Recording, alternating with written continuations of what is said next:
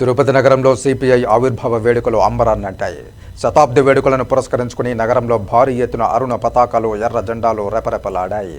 శతవసంతాల వేడుకకు సిపిఐ రాష్ట్ర కార్యదర్శి వర్గ సభ్యులు హరినాథ్ రెడ్డి ముఖ్య అతిథిగా హాజరయ్యారు. ముందుగా తిరుపతి అన్నమయ్య సర్కిల్ నుంచి కళా ప్రదర్శనతో భారీ ఎత్తున ర్యాలీ నిర్వహించారు. పద్మావతి పార్క్ వద్ద కేక్ కట్ చేసి పలువురికి పంచిపెట్టారు. అక్కడ నుంచి జిల్లా సిపిఐ కార్యాలయం వరకు సాగిన ర్యాలీలో కళాకారుల నృత్యాలు, డప్పుల ప్రదర్శనలు ఆకట్టుకున్నాయి. కమ్యూనిస్టు నేతల నినాదాలు హోరెత్తాయి. అనంతరం కార్యాలయంలో కమ్యూనిస్టు నేతలు పతాకావిష్కరణ చేసి అక్కడే ఉన్న అమరవీరుల స్థూపానికి ఘన నివాళులర్పించారు. ఆ తర్వాత గంధమనేని శివయ్య భవన్లో భారీ సభ నిర్వహించారు. ముందుగా ప్రజానాట్య మండలి కళాకారులు ఎర్రజెండా పాటలను ఆలపిస్తూ 100 ఏళ్ల భారత కమ్యూనిస్టు పార్టీ విజయాలను స్మరించుకున్నారు. తిరుపతి నగర కార్యదర్శి జె విశ్వనాథ్ అధ్యక్షతన ఈ సభ నిర్వహించారు. సభలో ప్రజానాట్య మండలి సభ్యులు ఆలపించిన రెపరెపలాడే ఎర్రని జెండా, ఎదిరించి పోరాడే జెండా పాట కార్యకర్తలు శ్రేణుల్లో నూతనోత్సాహాన్ని నింపింది. ముఖ్య అతిథిగా పాల్గొన్న సిపిఐ రాష్ట్ర కార్యదర్శి వర్గ సభ్యులు పి హరినాథ్ రెడ్డి మాట్లాడుతూ, దేశమంతా భారత కమ్యూనిస్టు పార్టీ శతవార్షికోత్సవాన్ని నిర్వహించుకోవడం ఆనందంగా ఉందన్నారు. 100 ఏళ్లలో సిపిఐ వివిధ సందర్భాల్లో ముఖ్య పాత్ర పోషించిందని వివరించారు.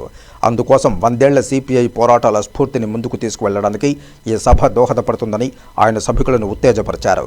ఈ కార్యక్రమంలో జిల్లా కార్యదర్శి పి మురళి, రాష్ట్ర కార్యవర్గ సభ్యులు కె శివారెడ్డి, జిల్లా కార్యవర్గ సభ్యులు Chinnam Penchalaiah, K Radhakrishna, B Nadiya, AITUC జిల్లా అధ్యక్షులు ఎన్ చంద్రశేఖర్ రెడ్డి, ఏఐఎస్ఎఫ్ రాష్ట్ర సహాయ కార్యదర్శి బండి చలపతి, కత్తి రవి, వివిధ ప్రజా సంఘాల నాయకులు ఎన్డి రవి, ఉదయ్, ఎండి ప్రసాద్, ప్రవీణ్, మహేంద్ర, పద్మనాభరెడ్డి, ఎం రామకృష్ణ, ఆంధ్రప్రదేశ్ ప్రజానాట్య మండలి రాష్ట్ర ఉపాధ్యక్షులు గుర్లప్ప, జిల్లా కార్యదర్శి నాగరాజు, నారాయణ, హరినాగభూషణం, మురళి మరియు కమ్యూనిస్టు పార్టీ సీనియర్ నాయకులు, సానుభూతి పరులు, శ్రేయోభిలాషులు, మహిళలు, కార్మికులు, కార్యకర్తలు పెద్ద సంఖ్యలో పాల్గొన్నారు. దేశమంతా కమ్యూనిస్ట్ పార్టీ శాఖలు ఘనంగా అత్యంత ఉత్సాహంగా జరుపుకోవడం జరుగుతూ ఉంది. గత నాయకుల వీరోచిత త్యాగాలను, వారి పోరాటాలను ఆదర్శంగా తీసుకొని వారి ఆశయాలను ముందుకు తీసుకుపోతామని ప్రతిజ్ఞ చేస్తూ ఈ ఉత్సవాలు పెద్ద ఎత్తున నిర్వహించడం జరుగుతూ ఉంది. 1925 డిసెంబర్ 26వ తేదీన కాన్పూర్లో సింగారవేల్ చెట్టియార్ అధ్యక్షతన జరిగినటువంటి మహాసభలో ఎస్వే ఘాటే గారిని ప్రధాన కార్యదర్శిగా ఎన్నుకొని భారత కమ్యూనిస్ట్ పార్టీ అధికారికంగా ఏర్పాటై ఈ దేశంలో కార్యక్రమాలను మొదలుపెట్టడం జరిగింది. కమ్యూనిస్ట్ పార్టీ ఏర్పడింది మొదలు తెల్లవారి గుండెల్లో రైలు పరిగెత్తి కొద్ది మందిగా ఉన్నటువంటి కమ్యూనిస్ట్ పార్టీని అణిచివేయాలని చెప్పిన ప్రయత్నాలతోనే మీరట్ కుట్ర కేసు, పెషావర్ కుట్ర కేసు, కాన్పూర్ కుట్ర కేసులతో బహిరంగ కార్యక్రమాలను నిర్మించకుండా కమ్యూనిస్ట్ పార్టీ నాయకత్వం పైన నిషేధం విధించి జైల్లో పెట్టడం జరిగింది. అయినా కమ్యూనిస్ట్ పార్టీ ఆశయం గొప్పది.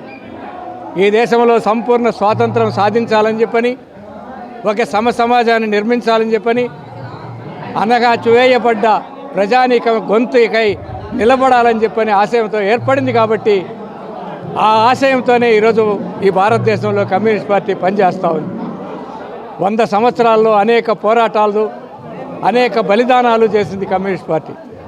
ఈరోజు కమ్యూనిస్ట్ పార్టీ చరిత్ర తెలియనటువంటి వాళ్ళు, స్వాతంత్రోద్యమంలో ఏమాత్రం పాత్ర లేనటువంటి కొంతమంది కమ్యూనిస్ట్ పార్టీ పైన అవాకులు చవాకులు పేలుతూ ఉన్నారు.